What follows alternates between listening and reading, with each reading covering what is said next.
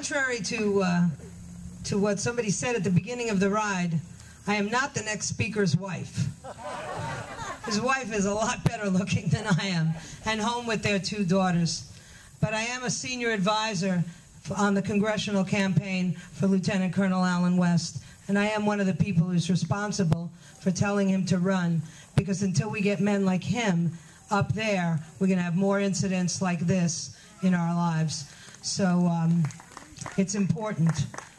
Many of you have seen him speak before. He's come out here today, and he was humbled by all of the attention. He remains a man of great humility in spite of all the national attention that's been foisted upon him. But when we learned of the rally, when we sat with Vicki and Scott Behenna and learned about the rally, we made a decision that day that we would be here. And of course, this is 58 days left in a congressional campaign, and no campaign manager will allow you to leave the district during that period of time, except if the congressional candidate is Lieutenant Colonel Allen West, who said that his place is here, and this is the most important place he could be today. Lieutenant Colonel retired Allen West.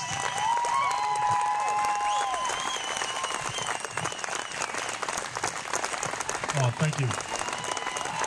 Thank you so much. Thank you. It is really and truthfully an honor to be here with each and every one of you today. It is great to be back in the state of Kansas, a place where I spent almost 9 years of my military career. Here to be at Fort Leavenworth, where I spent 2 years. And if you don't believe that God is ordained what we are standing here for today, look up here at the beautiful Kansas sky. Look at the beautiful weather that we have, when just a little while ago, yesterday, the type of weather that was coming through here.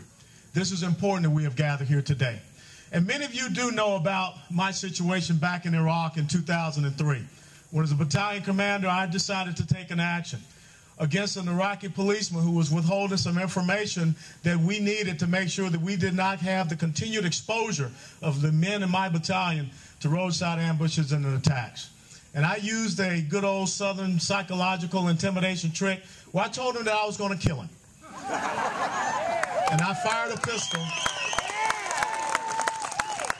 And I fired my service 9mm over his head. And of course, he did come forward with the type of information that we needed. And I put my cell phone report to my commanding officers, and I let them know exactly everything that had happened. And I was taken out of command, and they threatened to send me through court-martial, but in the Article 32 hearing, it was decided that it was not worthy of a court-martial. I was fined $5,000. And then upon coming back to Fort Hood, Texas, at the completion of my deployment, after 22 years of active duty service, I submitted my retirement papers. And I retired as a lieutenant colonel with full benefits and privileges and my title. That's why I'm here today. Because there's a saying, there but for the grace of God go I. It could have been very easy for me to be sitting right there behind those walls of the disciplinary barracks at Fort Leavenworth. But it was because of the American people. It was because people found out about my story that I was able to be standing here in front of you. And I tell you this, that the reason why what happened in 2003 is because I could stand here right now and commit to each and every one of you, commit to each and every one of the families here, that I will not rest, I will not tire, I will not grow weary until those 10 men are free and those sentences are taken away.